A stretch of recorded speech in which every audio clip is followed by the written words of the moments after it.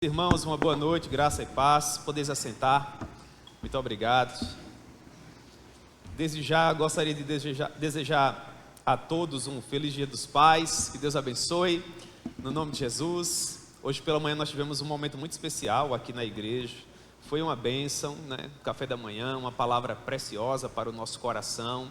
Espero que todos vocês possam ter vindo e ter participado, para a glória de Deus. Meus irmãos, vamos abrir nossas Bíblias no Evangelho segundo Marcos, no capítulo 5. E hoje à noite nós vamos ler a partir do verso 21.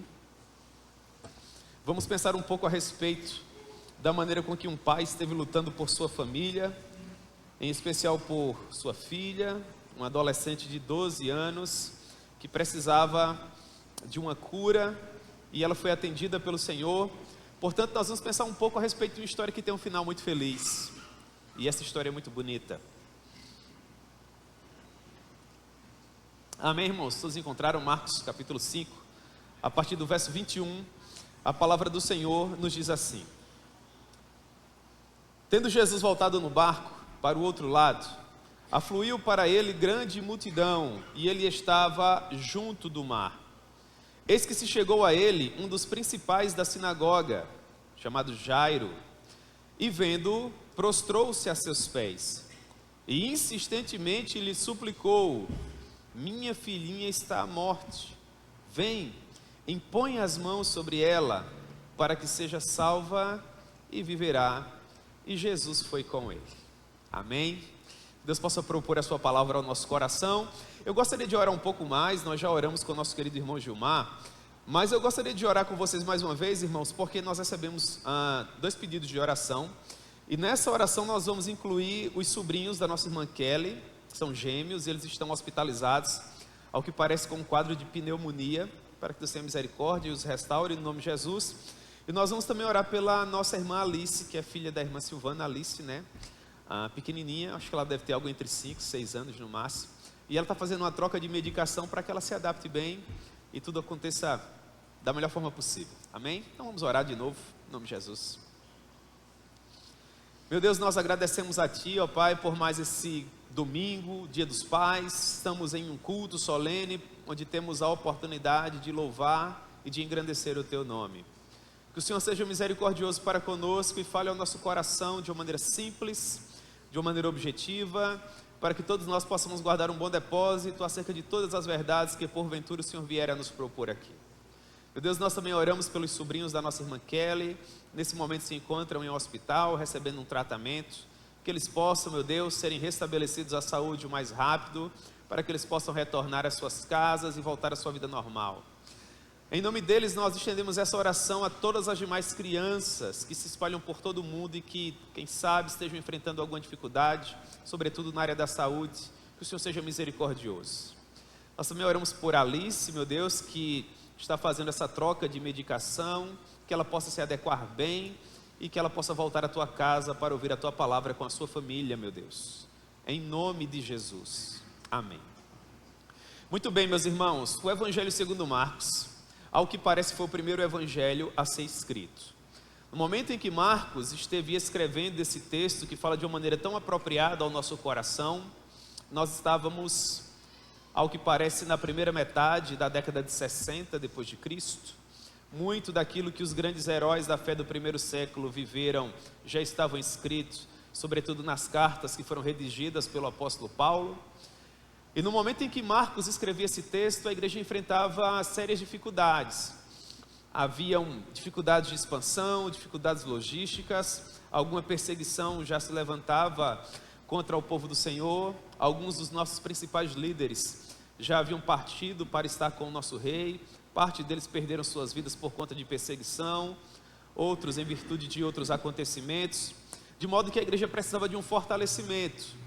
O objetivo do Evangelho segundo Marcos é justamente trazer esse tônico às nossas almas, trazer uma palavra de ânimo ao nosso coração, que porventura esteja sobrecarregado.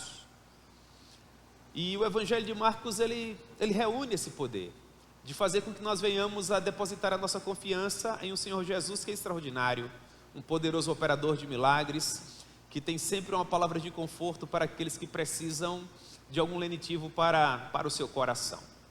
A história que nós vamos estudar hoje, ela acontece na porção inicial do ministério público do Senhor Jesus. Naquele momento em que, enquanto pregador itinerante, ele viajava pelos povoados, pelas cidades da Galileia e também da Judéia, pregando o evangelho do reino, curando enfermos, libertando cativos, transformando a realidade das pessoas. No momento em que essa história aconteceu, no dia anterior, o Senhor Jesus havia passado todo o dia pregando a respeito das boas novas do evangelho. Por ocasião do princípio do seu ministério, o Senhor Jesus, ele deixou a cidade de Nazaré e ele passou a residir à cidade de Cafarnaum.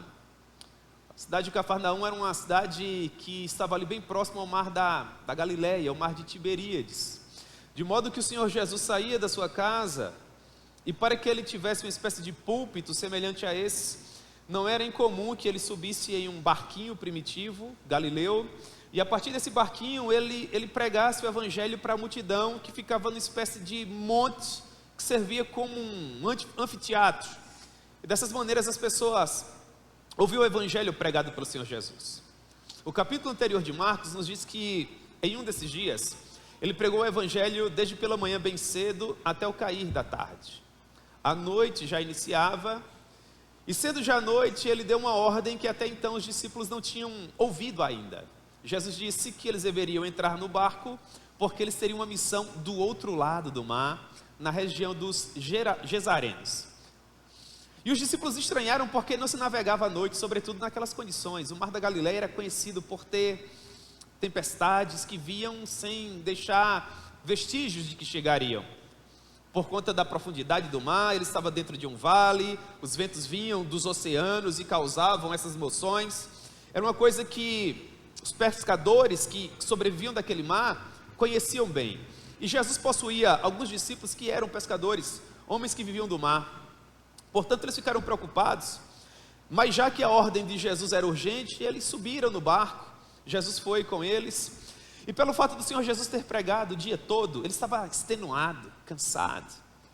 Os discípulos ficaram com a responsabilidade de conduzir aquele barquinho humilde, enquanto que o Senhor Jesus deitou-se e começou a dormir. Deve estar muito cansado de fato, né?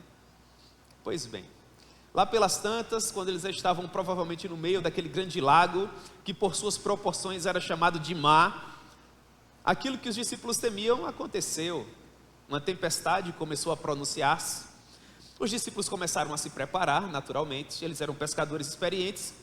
Contudo, quando finalmente a tempestade chegou, ela era uma tempestade peculiar, poderosa. As ondas se agigantavam, os ventos se tornavam poderosos, e os discípulos que começaram até manobrando bem aquele barquinho primitivo, agora sentiam alguma dificuldade.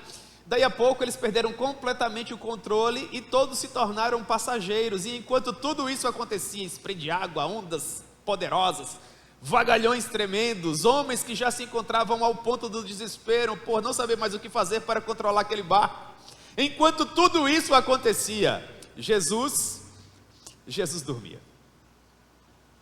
E os discípulos agora, sabendo que do ponto de vista humano não havia mais saída para aquele barquinho, a intempérie haveria de tragá-lo, a água já entrava nele, estava prestes a sossobrar, estava prestes a ir a pique. Eles se aproximaram de Jesus, provavelmente extenuados, olhos esbugalhados, molhados até o último fio de cabelo, e disseram: Mestre, mas será que o Senhor não se importa que nós pereçamos? E o Senhor Jesus acordou, e o primeiro milagre foi conseguir ficar de pé naquele barquinho, enquanto tudo isso acontecia. Meus irmãos, e ele disse assim: mar, acalma-te. E quanto a você, vento, emudece. E os evangelistas dizem que fez-se grande bonança. E os discípulos, trêmulos, olhavam em volta para toda aquela expansão de água silenciosa. E eles diziam, entreolhando-se: quem é esse que até o vento e o mar lhe obedecem? E quando eles finalmente chegaram do outro lado, os evangelistas dizem que havia um rapaz miseravelmente endemoniado, tão terrivelmente endemoniado que as pessoas tentavam prendê-lo com as algemas da época e com as cordas que possuíam à disposição. E ele rompia tudo aquilo como que se não fosse nada. Ele vivia dentro dos cemitérios, perambulando pelos sepulcros. Os demônios o incitavam e ele pegava pontas de pedra, cacos de ossos e se cortava inteiro. Vocês conseguem gastar 2 ou 3 segundos das vidas preciosas de vocês imaginando um homem despido, provavelmente com cabelos compridos, sem qualquer tipo de asseio pessoal, que se alimentava de qualquer coisa que encontrasse pela frente, unhas compridas, sujas, um corpo esfaimado, magérrimo, coberto de sangue, cicatrizes, correndo de um lado para o outro, pronunciando sons guturais terríveis. Esse homem, no exato momento em que o Senhor Jesus ancorou ali, veio correndo até ele,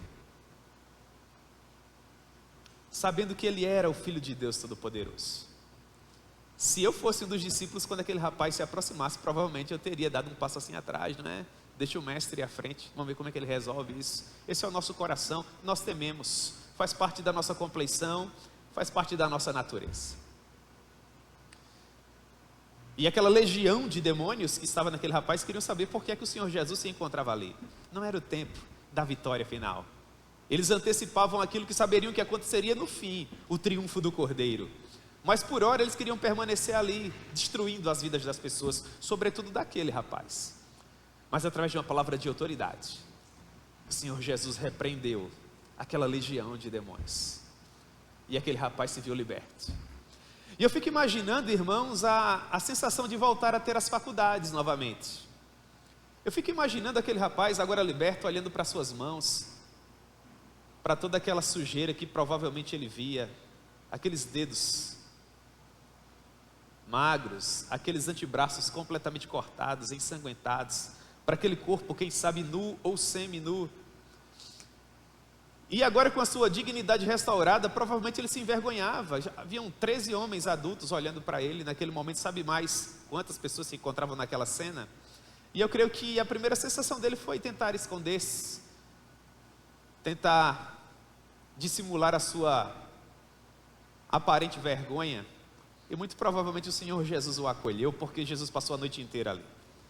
Talvez naquele mesmo mal o Senhor Jesus tenha o banhado, trocado as suas roupas, cuidado do seu corpo, aparado, quem sabe, o seu cabelo, as suas unhas. No dia seguinte o homem se via novo. Chegou finalmente a hora de Jesus retornar ao barco, e havia um novo passageiro. Quem vocês acham que era? Mestre, eu quero ir com o Senhor. O Senhor me ensinou o que é vida. O Senhor me ensinou o que é liberdade. O Senhor me ensinou o que é bondade. O Senhor me ensinou o que é domínio próprio.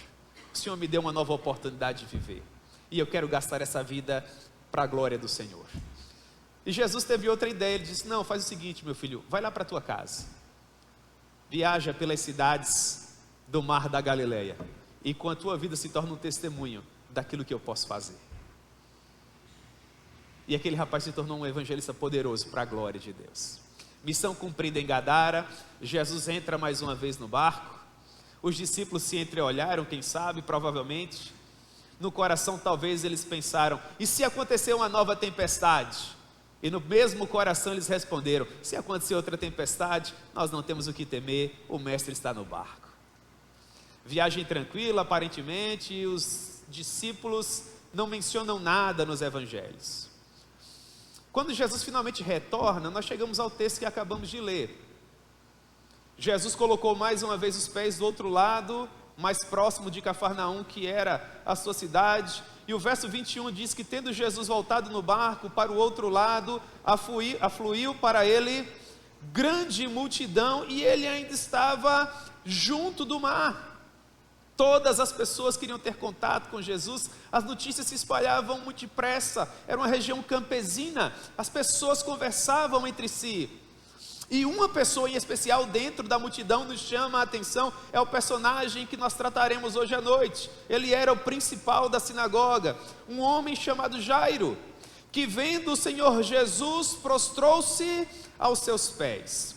Jairo provavelmente era o homem mais importante da cidade de Cafarnaum, um grande líder de prestígio incontestável, um príncipe do seu amado povo, um nobre guardião dos seus preceitos, das suas tradições.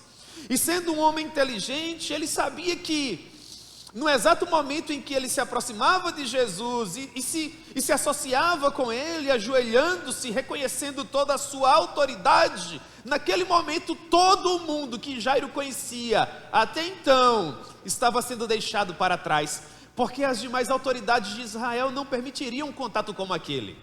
Até então eles ainda não reconheciam o Senhor Jesus como Messias e não tinham contato com ele. Pelo contrário, Jesus era duramente criticado por fariseus, por saduceus, por doutores da lei. Os demais líderes das sinagogas espalhadas por toda a região não queriam ter contato com Jesus. Mas Jairo não estava preocupado com projeção social, com currículo, com fama, com bens, com poder, glamour, nada disso. Jairo, assim como nós, sabia que quando os problemas insolúveis batem à nossa porta, e nós somos lembrados da nossa finitude e da nossa limitação humana, que tudo o que nós queremos é nos aproximar de Jesus e permanecermos próximos a Ele.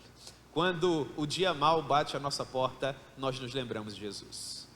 Quando as dificuldades chegam, nós queremos nos aproximar de Jesus.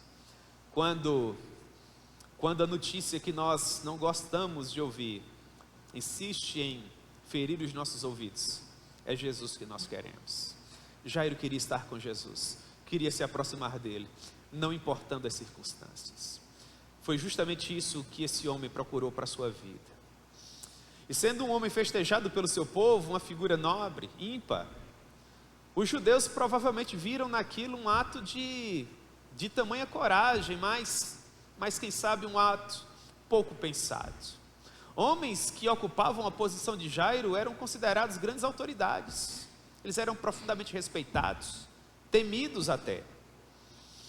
E foi justamente esse homem, rico, festejado, conhecido, badalado, quem um dia viu a sua filha, uma filha pré-adolescente, 12 anos de idade, sentir alguma coisa, algo que poderia ser uma enfermidade qualquer. E Jairo, como qualquer pai que se encontra aqui hoje à noite, começou a tratar daquela criança. Mas aquela enfermidade em especial não a abandonava, pelo contrário, a enfermidade se tornava cada vez mais pior, a ponto da menina não conseguir mais recuperar-se. Jairo provavelmente deve ter tentado tudo que estava ao seu alcance, afinal de contas ele amava a sua filhinha.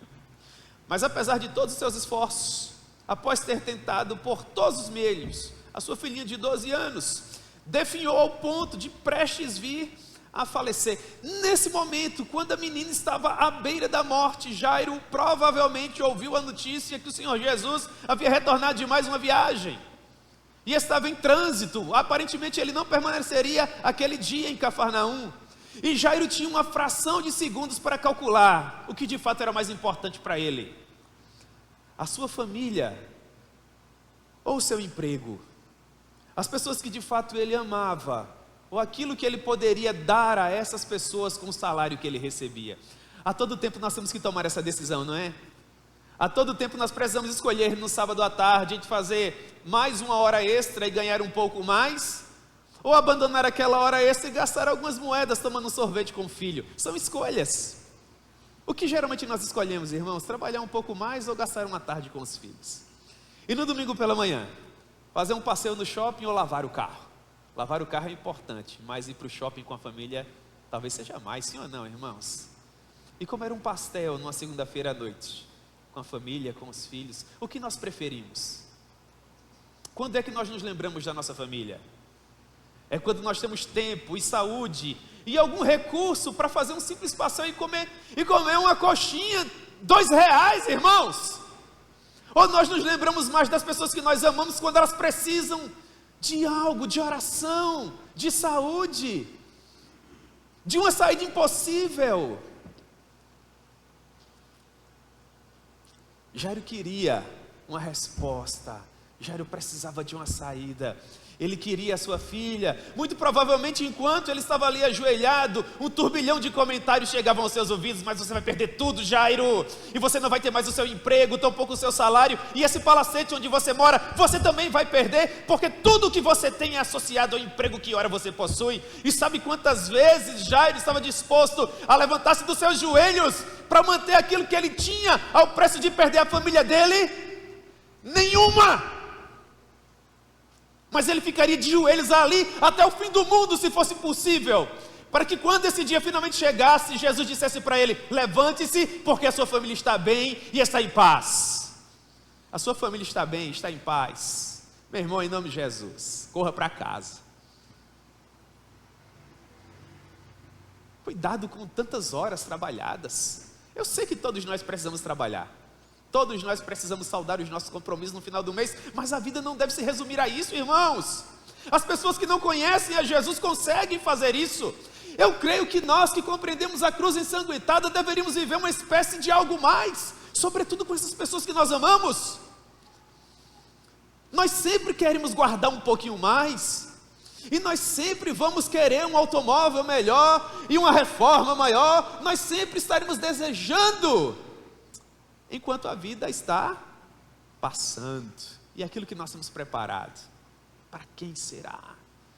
Então, se você ainda não sabe qual a cor favorita da sua filha, se você não tem tempo para jogar um pouco de futebol com seu filho no final de semana, meu irmão, está tudo errado, não vai valer a pena no final.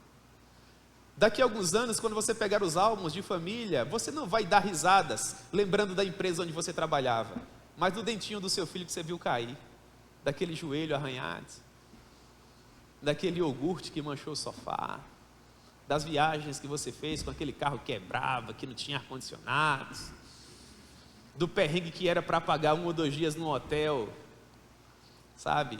Aquele lugar que você gostava de ir. Ninguém vai olhar para a etiqueta da roupa. Ninguém vai olhar para uma foto de 30 anos atrás e vai dizer que naquele mês você tinha colocado uma cerâmica diferente no banheiro, ou trocado as torneiras da cozinha. Você vai olhar para o sorriso do seu filho, vai olhar para aquele vídeo do seu netinho dando os primeiros passos. Ninguém vai lembrar de promoção nesse dia. Nós já somos felizes hoje, irmãos.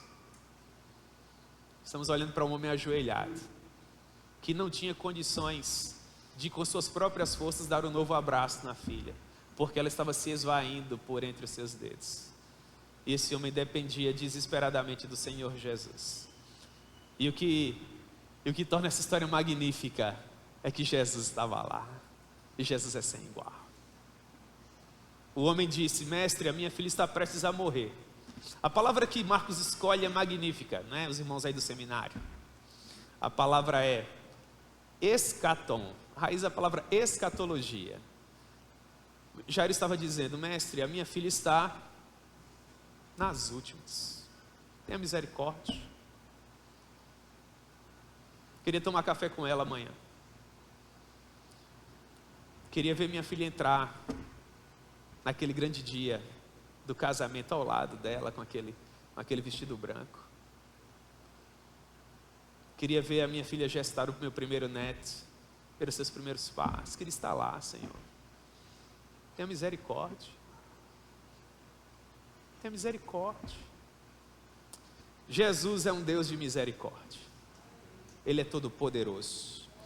Ajoelhado aos pés de Jesus, Jairo sabia que a sua vida jamais seria a mesma. Quer Jesus o atendesse, quer não, Jairo não se levantaria mais como príncipe da sinagoga.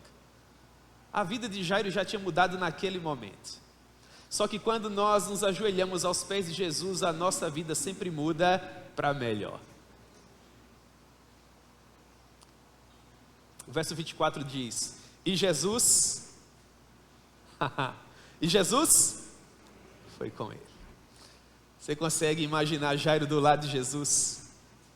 Não tinha mais para a multidão, irmãos. Ninguém mais se aproximava de Jesus, à exceção de Jairo. Eu acho que quando Jesus dava um passo mais lento, Jairo dava um jeitinho de tocar assim no ombro de Jesus, né? Como que diz assim: apressa, mestre.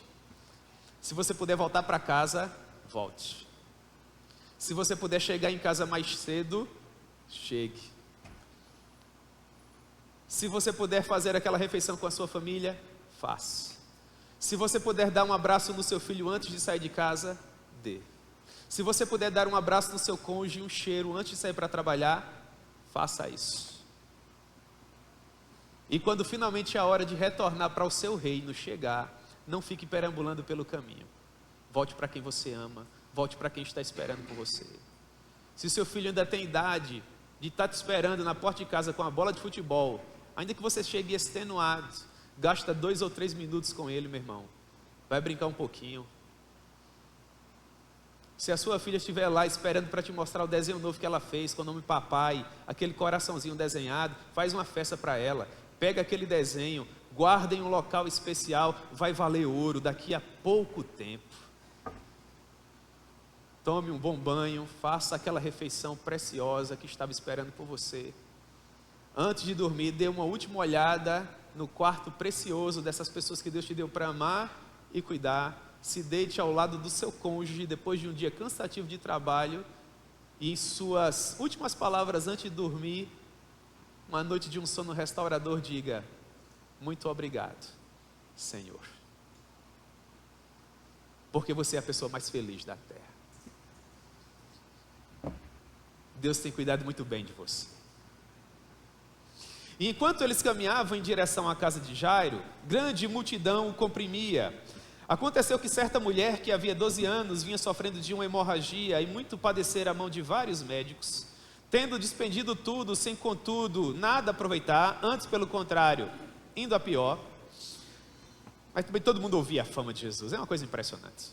Tendo ouvido a fama de Jesus, magnífico, né? Tendo ouvido a fama de Jesus, vindo por trás dele, por entre a multidão, tocou-lhe a veste, porque dizia: se eu apenas tocar as vestes, ficarei curada. E logo se lhe estancou a hemorragia e ela sentiu no seu corpo estar curada do seu flagelo.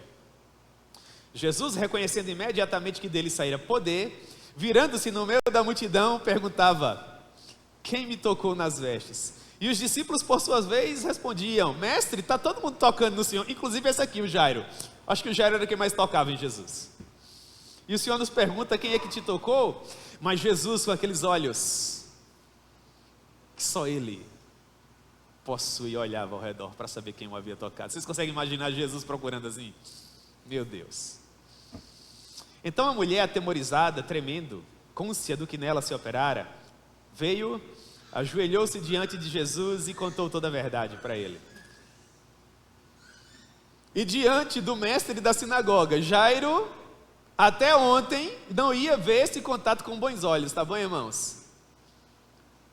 Ouvia Jesus dizendo assim: minha filha, a sua fé lhe salvou, vá em paz, seja curada do seu mal. Extraordinário, não é, irmãos? Jesus caminhando, Jairo bem ao lado, a multidão comprimia Jesus, e uma mulher que era cerimonialmente impura se aproximou dele. O livro de Levítico ensina que quando o homem possuía fluxo, ou a mulher, eles se tornavam cerimonialmente impuros, o que significa: eles não podiam participar dos ajuntamentos solenes, quando o povo se reunia no templo para adorar o Senhor. Mas para além disso, o próprio convívio social dessas pessoas era prejudicado. Se uma mulher impura se assentasse em uma cadeira, a cadeira se tornava impura. E se a pessoa se assentasse naquela cadeira, aquela pessoa seria cerimonialmente impura até o cair da tarde. E ela tinha que passar por um rito de purificação. Uma pessoa impura se deitava numa cama e da mesma forma a cama se tornava impura. E o exemplo segue dessa maneira. Naquela época, as pessoas que sentiam no corpo uma enfermidade semelhante a essa, elas eram afastadas da sociedade e elas viviam, aquelas que tinham condições para isso, em uma espécie de quarto nos fundos da propriedade, para com isso não tornar outras pessoas impuras. Se a pessoa era casada, ela temia tornar o marido impuro, os filhos impuros. Se ela era solteira, ela não tinha oportunidade de se relacionar com mais ninguém, porque ninguém quer se associar com quem é impuro. Vocês conseguem ver isso, irmãos? É por isso que o eu sou prova disso é tão importante, porque existem pessoas que nesse momento estão vivendo à margem. E elas procuram se encaixar, mas elas têm dificuldade para isso por N motivos. Projetos como o Eu Sou Prova Disso podem servir como uma porta para tornar essas pessoas mais uma vez sociáveis, para fazer com que elas sejam novamente inseridas no seio da sociedade e recebam uma nova oportunidade, assim como eu recebi. E você também. Você percebe? A mulher sabia que se tocasse em Jesus, ele se tornaria também cerimonialmente impuro. As pessoas deixavam claro que não queriam ter contato com ela. Se essa mulher fosse casada, há muito tempo ela não tinha contato com o marido, 12 anos, pelo menos. Mas se ela fosse mãe, há 12 anos ela não fazia o cabelo da filha, não preparava o café da manhã do filho, não tinha oportunidade de buscá-los na escola. A gente não para pensar nessas coisas, né, irmãos? Do valor que tem o calor de um abraço, da beleza que há naquela mesa do café da manhã, com comida, com migalha, espalhada para todo lado. Isso na verdade nos estressa, não é? Quando os nossos filhos, cheios de vigor, saem comendo pela casa, sujando aquele piso que você acabou de varrer. Não se estressa com isso não. Se estressa com os brinquedos espalhados pela casa não, irmã. Deixa essa criança brincar.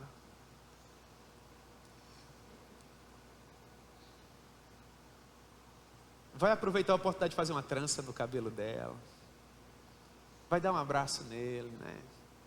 Quando ele pentear o cabelo, vai lá e acena novamente. É bacana fazer isso, irmãos, né? Quando você estiver brincando de futebol com seu filho, e ele sempre faz uma regrinha, não é? Se acontecer isso, o ponto vai ser meu. Quando fizer 1-0, ele dizer assim, 1-0 para mim, você fala assim, tá 4-1 para mim, deixa ele ficar zangado, é tão bonitinho, né? Nós precisamos aproveitar, irmãos. Quanto tempo essa mulher não sentiu o calor de um abraço? Coitado, que é para um ser humano dizer, eu vou vir por trás e vou tocar só na ponta da roupa dele para que ele não me veja, para que ele não se sinta impuro quando eu tocar nele. Quantas vezes essa mulher não ouvia isso de outras pessoas? Por que você tocou em mim? Por que você está aqui? Por que você está passando perto da minha casa ou próximo dos meus filhos? Impura. E ela achava que Jesus se comportaria da mesma maneira. Jesus não se comporta como os demais, ele é mais excelente que todos os demais, ele é o Filho de Deus. E aquela mulher veio por trás, a multidão prejudicava o caminhar dela, perdia sangue há 12 anos, devia ser só pele e osso aquela mulher. E o Craig Keener, que é um teólogo poderosíssimo, veio na Consciência Cristã, tive a oportunidade de ouvi-lo pessoalmente, que experiência poderosa. E ele diz, irmãos, no comentário dele, que é o mais festejado do Novo Testamento na atualidade, sobretudo no livro de Atos, que provavelmente ela deve ter se vestido de uma maneira diferente, colocado um véu na cabeça, porque se ela aparecesse na multidão e fosse reconhecida, ia ser uma gritaria só, impura, impura, impura. Então quem sabe ela colocou uma roupa mais comprida, veio por trás da multidão, sem que ninguém a visse, e ela tocou só na ponta da roupa de Jesus. E pasmem vocês, quando ela tocou na ponta da roupa de Jesus, o que aconteceu? Glória a Deus! Não é extraordinário isso?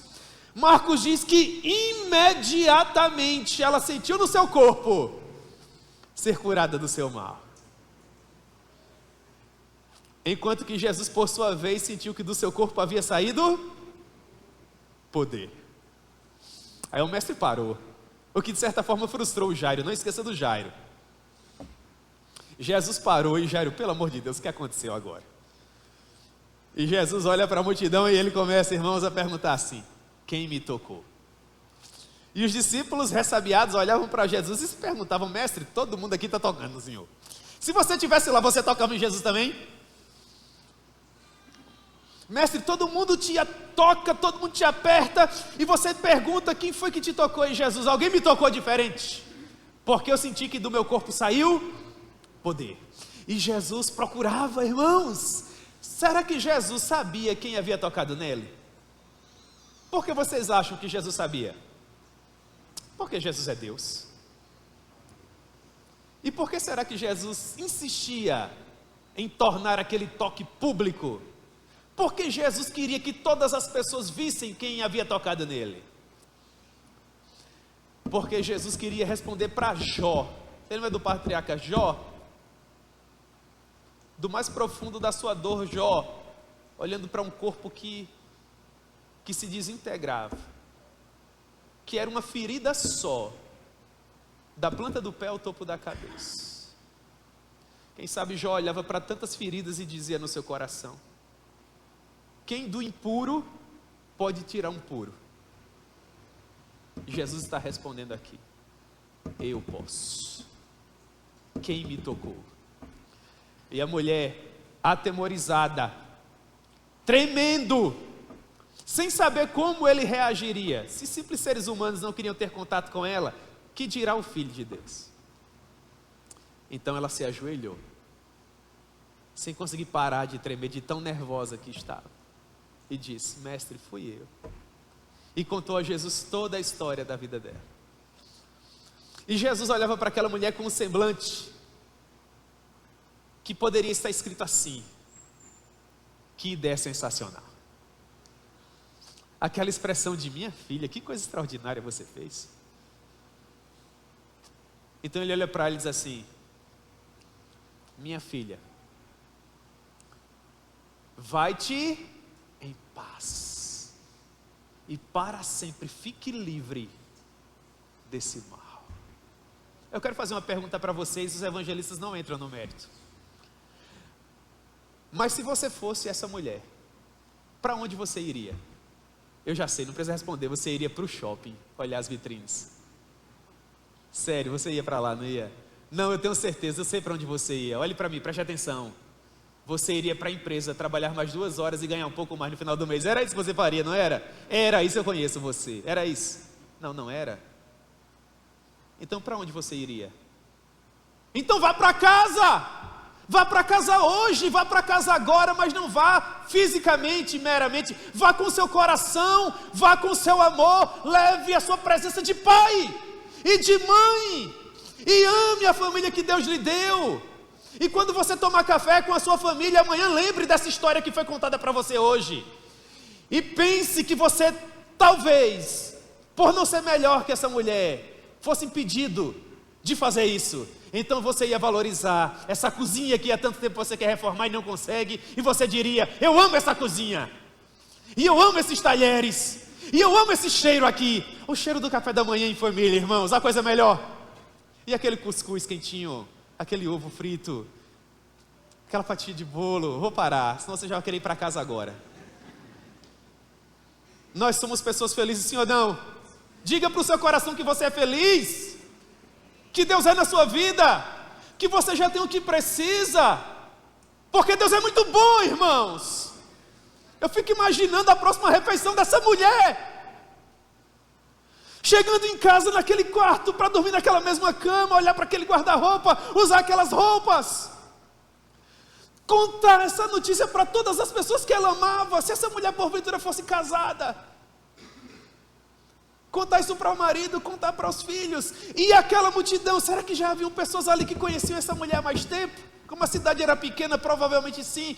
Que festa extraordinária. Quem pode fazer isso? Jesus pode. Jesus pode transformar famílias. Jesus pode transformar realidades. Você veio à procura de transformação hoje à noite? Você veio ao lugar certo. Jesus pode transformar você. E Jairo, meu Deus, um misto de emoções.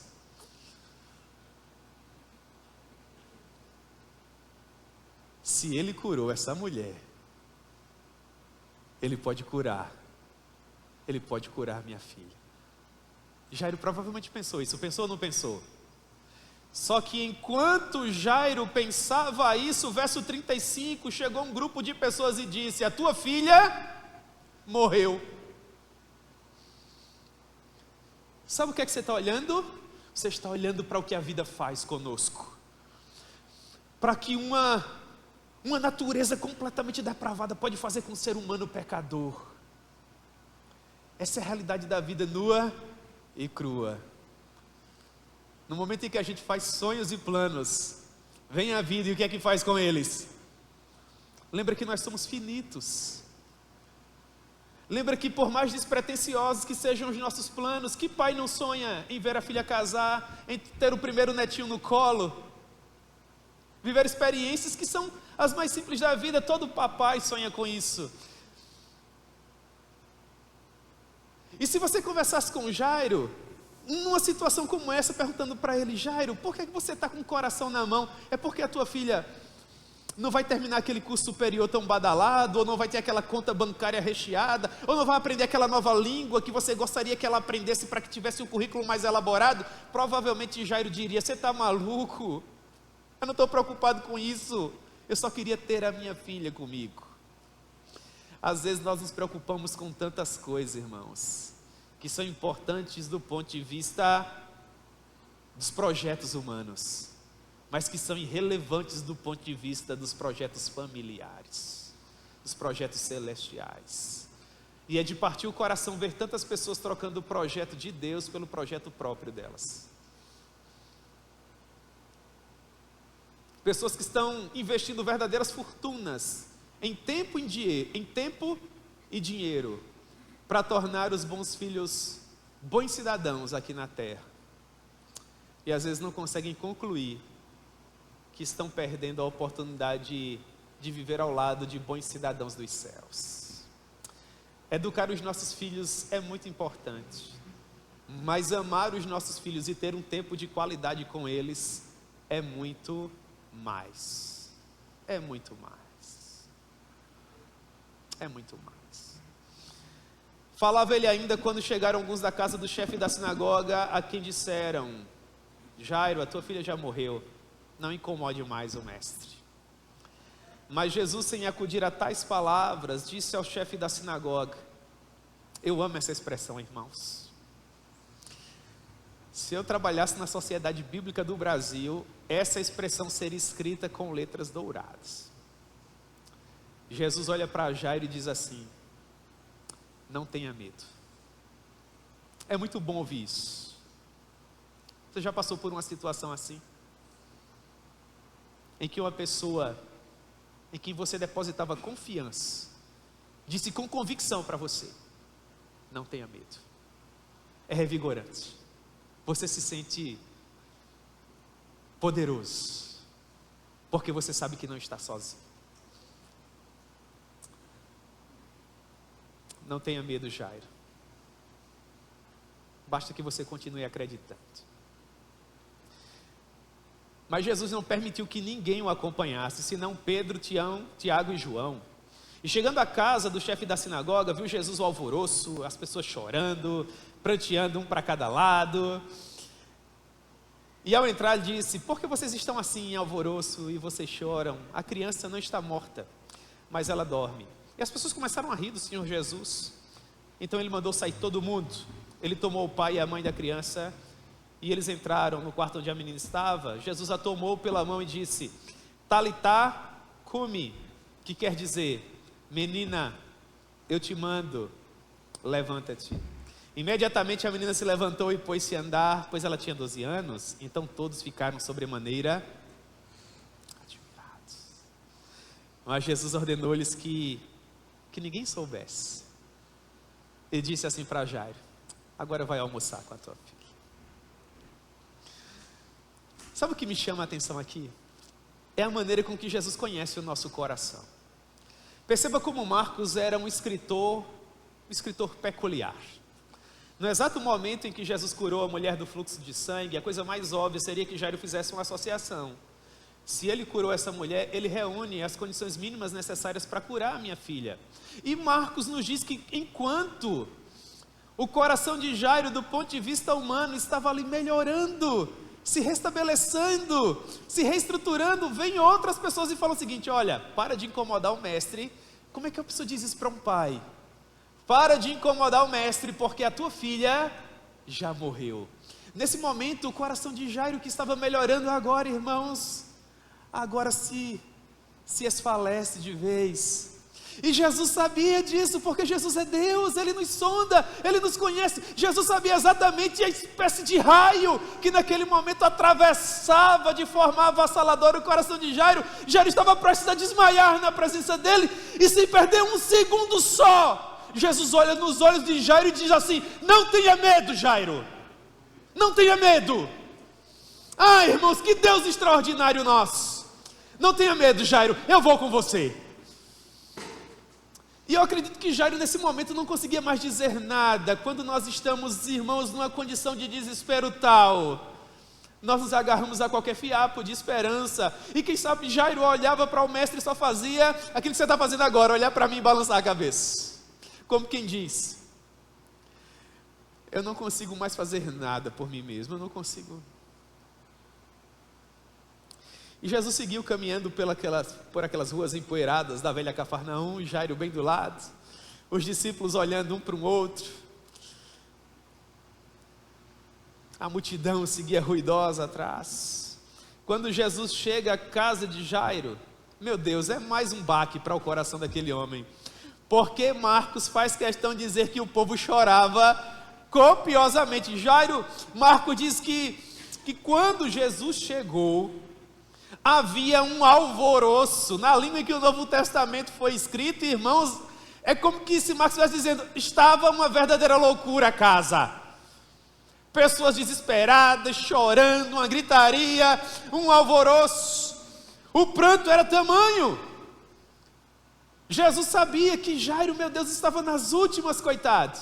Olha para aquele povo, e de uma maneira que só Jesus teria condições de se expressar. Ele diz assim: por que vocês estão chorando? Que alvoroço é esse?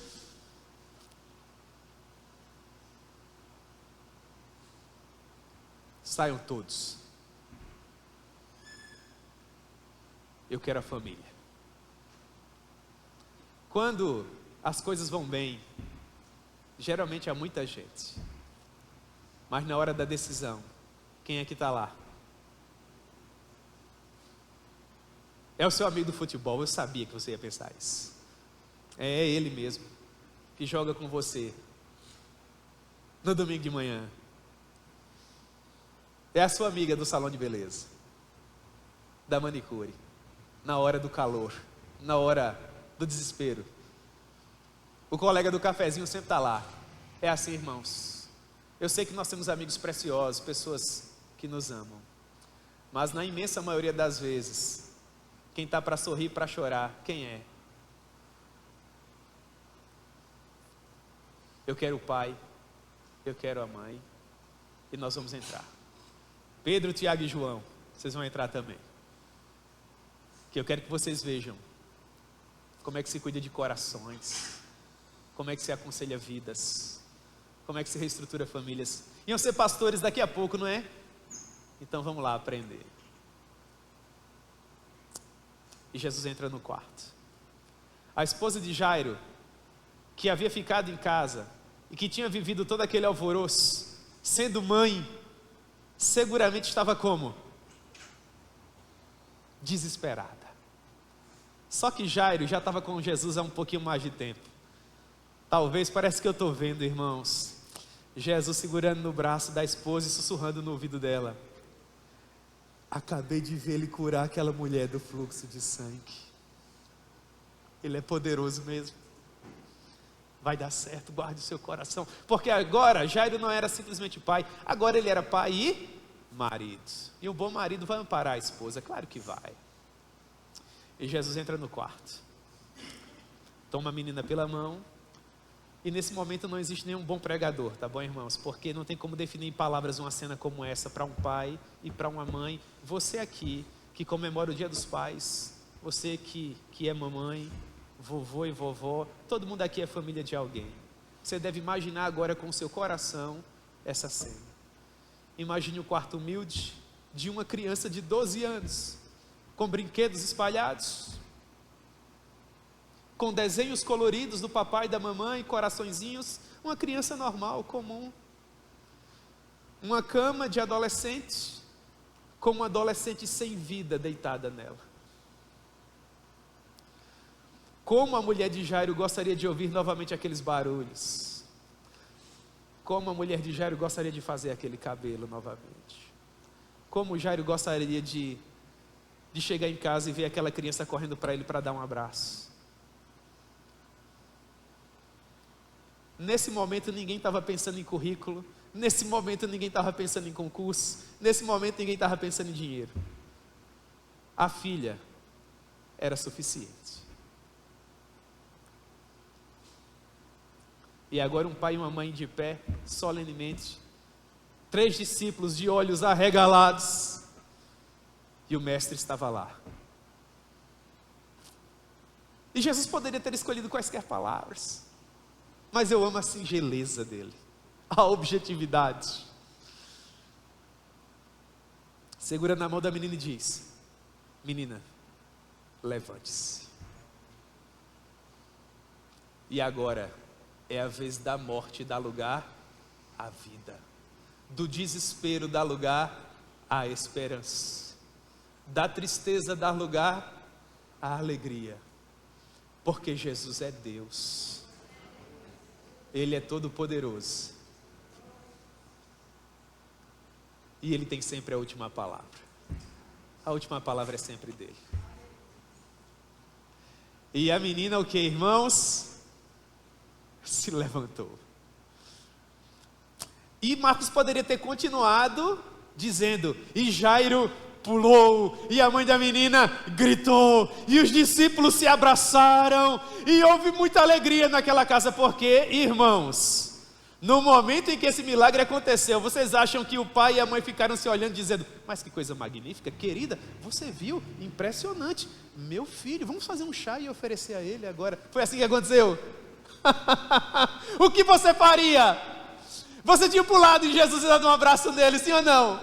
Meu Deus, eu fico imaginando os 3 discípulos abraçados, sabe, pulando assim. Ah, irmãos, isso é magnífico. E Jairo abraçado com a esposa, com a filha, Jesus no meio, todo mundo agradecendo a Jesus. Que magnífico. E Jesus: Jairo, agora prepara alguma comida para a menina, 12 anos, ela deve estar com fome. E Jairo deve ter dito assim: ô Jesus, obrigado pelo milagre, a gente vai fazer agora um lanchinho para ela, o senhor pode seguir com a sua vida. Marcos não nos dá esses detalhes, os evangelistas não nos dão. Do ponto de vista da história da redenção, irmãos, esses detalhes da vida comum, eles não são escritos, porque João nos diz que se eles fossem escritos, nem todos os livros do mundo seriam suficientes. Mas no fundo do meu coração eu quero acreditar que Jesus ficou um pouco mais ali.